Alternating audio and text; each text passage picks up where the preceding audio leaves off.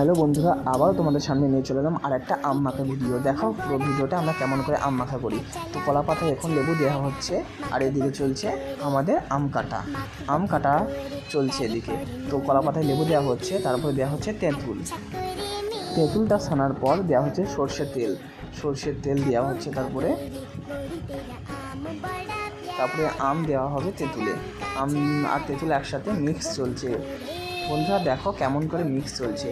আর এই আম মাখা এই বছরে কে কে খেয়েছো কমেন্টে জানাতে ভুলবে না কিন্তু এই আম মাখাটা কে কে খেয়েছো এবং কার কার ভালো লাগে খেতে। আমাদের মতন কলার পাতায় আম মাখা কে কে খেয়েছো কমেন্টে জানিয়ে যাবে বন্ধুরা।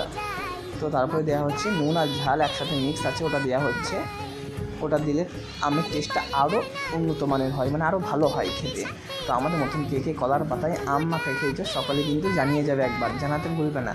কিন্তু এটা স্পেশাল খাবার, সকলের স্পেশাল খাবার, এটা মুখের স্বাদের জন্য স্পেশাল খাবার। দেখো আমরা খাওয়া হচ্ছে আম মাখা।